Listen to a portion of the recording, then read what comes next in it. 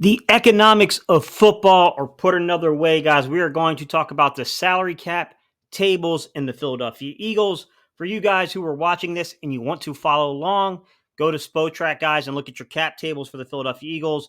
And at the top of SpoTrack, you can see the areas where you can toggle and switch over, guys. So that's where we're going to start today's conversation by talking about the physical money that's going to be available for the Philadelphia Eagles in 2024. So to begin with, guys, let's talk about the 2024 NFL salary cap because that's the first topic where we had movement.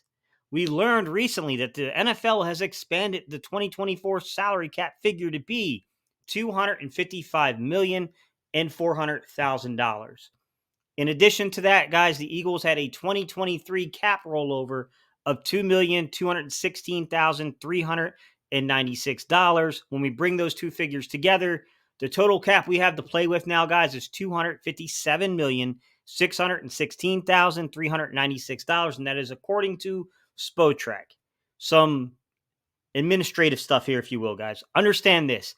No one knows the real figures of every contract. No one knows the real figures of the actual rollover. No one knows those numbers except for the actual front office of NFL organizations, who then will eventually turn those figures into the NFL, who will do a little subtle check to make sure things line up for their, for what they have in their accounting. These places like SpoTrack and Over the Cap, guys, they do a really good job of estimating. They'll probably do this in conjunction with NFL front offices and talking to the agents. But with that said, guys, understand that this is just a really good estimate. It's not the gospel, if you will. With that said, we're starting with $257,616,396. And let's talk about the way that the offseason flows. The first thing to know, guys, when we're breaking down money is this. You only pay your top 51 contracts during the offseason. Now, you got to carry eventually a 90-man roster, and the Eagles are only at 65 currently. But you're only really counting 51 of those contracts towards the actual cap.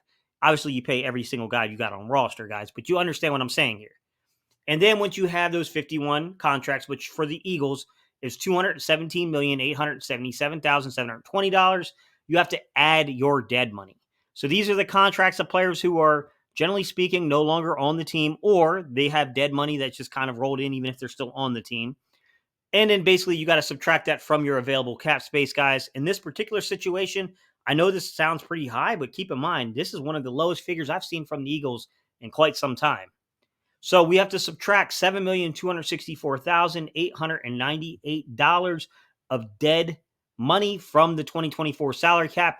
When we do those two things, I take out the 51 contracts, I take out the dead money, I am left with a sum of $32,473,778.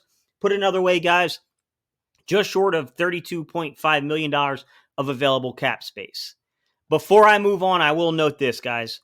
You have to know your draft picks, which the Philadelphia Eagles have 9 picks in the 2024 NFL draft picks. So you have to know your draft pool, how much money you're estimated to pay for the draft pool, which is about $10.6 million. $10,622,047 will eventually come out. But keep in mind, this is fluid because we don't know where the Eagles are ultimately going to pick. And these are also estimates of what the contracts will be for pick 22, for pick 50, 53, 97. They're normally really good estimates, but we just don't know. The Eagles can shake and move. They can not draft 9 guys. They could draft more than 9 guys depending on what happens. And it still doesn't matter because until the season kicks off, you're still only paying your 51 top contracts. So there's only really a handful of guys who are getting some of that signing bonus money that you got to worry about. So with that said, guys, that's the real numbers. If you really want to get down to the brass tacks of things, before we start moving around and shifting players, basically you want to take about $10 million away from that $32 million. That's your real estimate. We got about $22 million worth of cap space until we start moving and shaking and making deals. Let me jump into this, guys. In the title of this video, I titled this about voided years in contracts and what that means. I want you to know the only one that is credited on SpoTrack as having a voided kind of year is Brandon Graham. However, truth be told, Fletch, Brandon, and Jason's are all voided years if you're being honest about the contract situation. And what they do with these voided years are they find a way of basically allocating money, right? They're spreading it out to make things more reasonable, knowing that, Jason Kelce, a Brandon Graham, a Fletcher Cox are not going to play on $1.5 million base salaries for the upcoming season. Those are placeholders to either allow for renegotiations of the contract or to separate from the contract, or if the player is going to retire, which is the first thing we need to talk about, guys, because that is the big area. Everyone's throwing these cap figures around, but they're not factoring in. We may have to re-sign or find ways of getting around money. Think of Brandon Brooks, the way Brandon Brooks retired from the Eagles, right? To where he waited to put his paperwork in until after June 1st. And then he also did some things contractually to give the Eagles more cap space to work with. You have to know this when you're talking about Brandon Graham. You have to know this when you're talking about Jason Kelsey. You have to know this when you're talking about Fletcher Cox, guys. These things are in play with those three contracts in particular with this veteran pool for the Philadelphia Eagles. With that said, I don't know what the money would cost here, guys. So say they sign back Jason Kelsey. That could cost you $10 million. I don't know. It just depends, right, guys? Say they sign back Brandon Graham. That could cost you $5 million. I don't know, to be quite honest, guys. Fletcher Cox, I don't know. That could cost you $6, $7, $8 million. I don't know. We just got to keep in mind that if these players were to return, and I'm not sold that all three of them are returning, but if they were to return, you have to factor in this available cap space in the way that that's going to be influenced by their return. So right from the jump, guys, that 20-some million dollars, at 30-some million dollars, at 50-some million dollars you're hearing reported, as people don't know what they're talking about. They're not giving you the full context of what's actually happening. All right. We can always create money. I know you guys have heard this said before from me in particular, where I said that the salary cap is malleable, meaning it can be bent, it can be twisted, it can be made into the will of the front office. But how do you do that? Well, you do that by understanding the base salary on these contracts and knowing where money can be converted into essentially bonus money or some other form of, like signing bonus, roster bonus, some kind of an option bonus, some form of money, a restructure, kind of bonus, whatever it is, right? Where you can convert money from the base salary and then spread it out or allocate it out over a certain amount of years, if you will, right? To where you can kind of slowly encompass that money. Well, you just sort by your base salary and you see who has the highest base salary. What you'll notice is there are 4 players on the Philadelphia Eagles who have base salaries above $2 million. So they give you some wiggle room to play with, if you will. Hassan Riddick's $14.25 million is the highest. Kevin Byard's $9.6 million is the next highest. Avonte Maddox, $6.8 million. And then Jake Elliott's $3.45 million. Those are the 4 contracts that the Philadelphia Eagles could do something with in theory. I'm not stating they will, but they could do something in theory with those contracts to create more cap flexibility. How can you do that? You can extend Hassan Reddick if you wanted to, right? You could separate from Hassan Reddick. There's different things that they could do. June 1st, designate the cut. There's different things that they could do to bring down the liability against the cap space, okay? Kevin Byard, they could cut Kevin Byard. They could extend Kevin Byard. There are things that they can do to get money back towards the cap if they wanted to. Same thing with Avonte Maddox. They could extend Avonte Maddox again. They could cut Avonte Maddox. They could trade Avonte Maddox. I mean, these are the options, guys. You got to look at that base salary to know where the money is, because anything that's a bonus, unless there's some kind of a weird negotiation between these two front offices, any bonus money, the team trading the player has got to eat, unless it's an option bonus. Like when you get to option bonus, that means that you're activating a point inside the contract. Think when we traded Carson Wentz to Indianapolis, he had that $10 million roster bonus that they had to eat at some point. The reason they had to eat it is it was their decision on whether or not to activate that at that point. But anything else we had given them, like the signing bonus stuff, guys, we had to eat Carson Wentz's stuff on that. So there is a little bit of, nuance to these things, but nonetheless, most of the times the team that is trading the player eats all the bonus money, but all that base salary can be shifted. And then also, if you June 1st designate a trade, you can divide up the hit over 2 years for all the dead money in the contract. So once again, to round this out, guys, so you guys have a clear indicator of what the salary cap looks like. We have a starting basis of $257,616,396, which we had to subtract the $217,877,000 from in terms of the 51 contracts that have to be accounted for as soon as the new league year shifts into gear. And then we also had to subtract the $7.2 million in dead money that we owe, which gives us about just short of $32.5 million of cap space.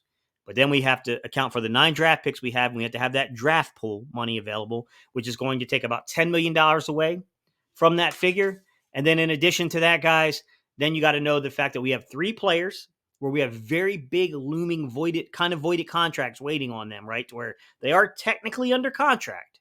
However, even though they're technically under contract, something has to give here. And that's Jason Kelsey, that's Fletcher Cox, And of course, that's Brandon Graham. To where we clearly know those guys are probably not playing on $1.5 million contracts. We would all love that. But that's not what they intended when they set the contracts out. They knew these would be negotiation years for those three guys. And then you have 4 players who could alleviate cap space for you, right? So a lot of things we talked about was we had this big figure, and then we started talking about the detraction, right? 51 contracts. And we talked about, basically from there, your dead money and how that has to come out of those figures. Then we talked about the draft pick pool, which is adding players. You are getting 9 players back in return, and that is malleable as well. We don't know how many picks we're ultimately going to make.